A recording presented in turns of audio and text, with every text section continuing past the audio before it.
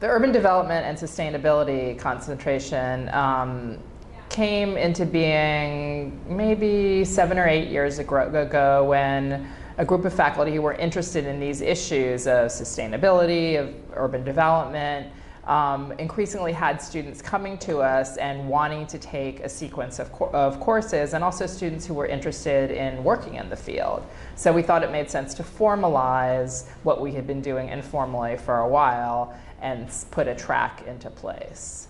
I think students are going to learn about housing, transportation, urban infrastructure. They can learn how to make maps. They can apply a lot of what they've learned in their quantitative analysis courses.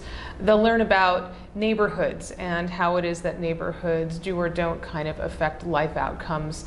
They'll learn a lot about quality of life for lower income communities and the public policies that influence quality of life. And I think they're going to learn a lot of history, especially in community development.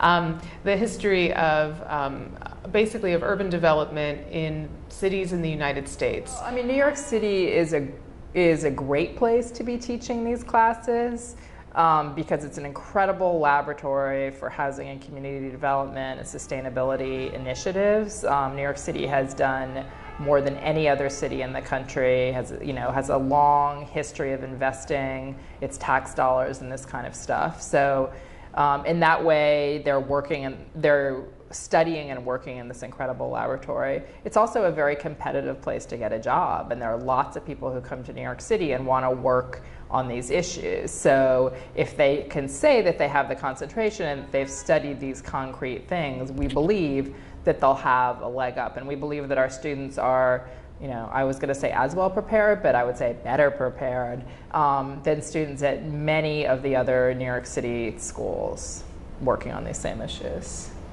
I have another student in my class right now who is working on a sort of administering a request for applications with a department up in Albany having to do with vacant lot renewal and dealing with kind of underutilized land all over the state. And he is using what he's doing at work in the classroom, and actually his fellow students are learning from his work in the classroom as well. So he's bringing in some language, for example, that the state uses, and we're kind of pulling it apart, looking for its historical roots, connecting it to some of the theory that we're reading. And it's been a very kind of exciting way to bring practice and theory together in the classroom. I can think of one student I had who had worked for an organization that was in charge of policy for nurses and really wanted to transition into this field, and after the class got a job that actually used a lot of her experience, a lot of her policy analysis experience from working in the nursing field, got a job in the housing field. I did another student who was a musician for a long time, and again went to Baruch specifically because she wanted to change careers. We're pretty well situated for people like that. And got a job in the housing field also. So I think it's a broad field, so it's good for people who are career changers also.